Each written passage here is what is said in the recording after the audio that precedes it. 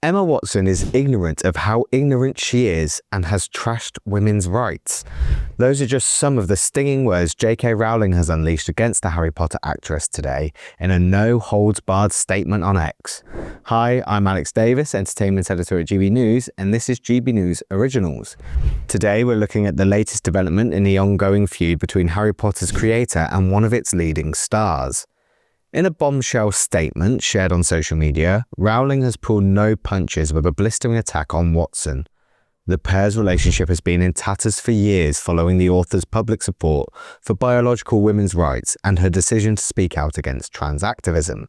Watson, along with Harry Potter stars Daniel Radcliffe and Rupert Grint, have all distanced themselves from the author in recent years, but there was somewhat of an olive branch from the Hermione Granger actress earlier this month. Speaking on Jay Shetty's podcast, her comments sparked debate across the globe, with the 35-year-old facing criticism from trans activists for still expressing fondness for the author.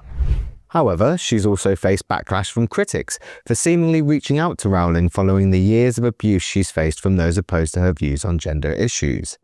For instance, during a discussion on GB News' Free Speech Nation, a discussion which prompted Rowling to publish her statement against Watson, Fiona McKenna, the author of Turf Island, had this to say about Watson's podcast remarks. Are we coming to the end of a crazy decade? Well, I'd like to think so, and I think there are some other positive signs too that things are shifting. When you see the media starting to say trans women are men, then I think we really are winning. But Emma Watson was careful, wasn't she, not to go too far. I think what she's going to find now is you can't sit on the fence. She was a real cheerleader for Mermaids, the charity, and for transitioning children and for people knowing who they are. There's also kind of there's that clip of her at the BAFTAs, and it was just kind of like a really snidey, there's that bit where she says, I'm here for all the witches, like, but one. Or what, yeah, it was just nasty. Yeah. Right when JK Rowling was getting a lot of rape threats, death threats. So whether she is trying to row back from that full-hearted support for transitioning children, or whether she's just trying to get back in with JK Rowling in the hope of work, who knows?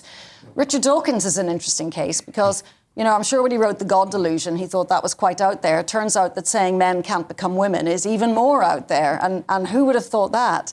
But he is someone whose career is so established that he's not at any risk. The real win is when ordinary people can say those things. And I don't think we're quite there yet. And say it in their employment and with their friends and not risk cancellation. Legally they can say that in the UK because of the Forstater ruling.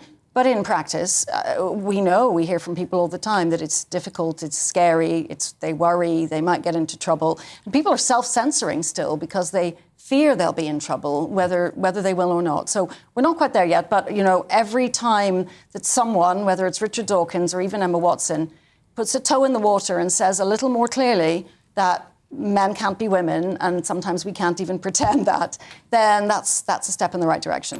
It was McKenna's comments that led Rowling to repost the debate on X, along with her lengthy response to Watson's public hopes of reconciliation. Rowling began by calling it ludicrous that she should be owed eternal agreement from any actor who once played a character I created. She added, Emma Watson and her co-stars have every right to embrace gender identity ideology. Such beliefs are legally protected, and I wouldn't want to see any of them threatened with loss of work or violence or death because of them. However, she went on to take aim at Watson and Radcliffe for their public critique of her views over the years, and for assuming the role of de facto spokespeople for the world I created. Rowling added that she had felt a certain protectiveness for the three child stars, and repeatedly declined invitations from journalists to comment on Emma specifically. However, Rowling conceded there was a turning point when it came to her attitude towards Watson, the so-called witch's speech that McKenna referenced during her appearance on GB News. The speech in question came at the 2022 BAFTAs when Watson went on stage. After being introduced by actress Rebel Wilson, she said this to the crowd. I'm here for all of the witches. The films that are nominated tonight for Outstanding British Film in honour of Alexander Korda are ambitious, exciting, groundbreaking, inspiring. After appearing to mouth bar one in reference to Rowling, the author faced a barrage of abuse for her views on gender identity.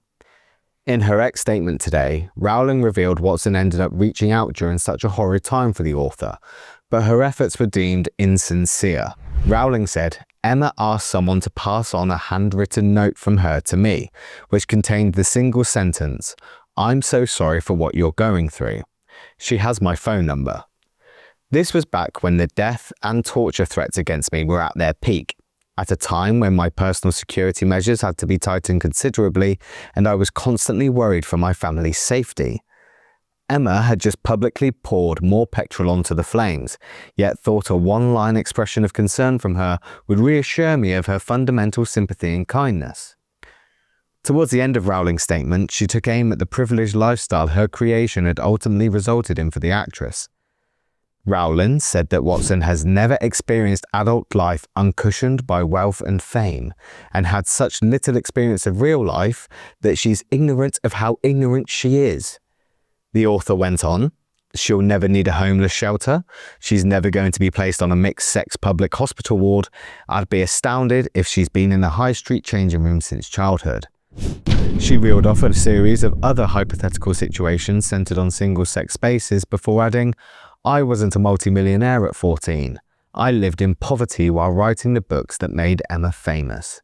I therefore understand from my own life experience what the trashing of women's rights, in which Emma has so enthusiastically participated in, means to women and girls without her privileges."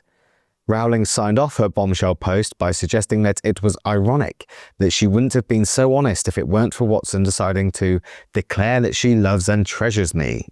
She concluded with the quote, "Adults can't expect to cozy up to an activist movement that regularly calls for a friend's assassination, then assert their right to the former friend's love as though the friend was in fact their mother.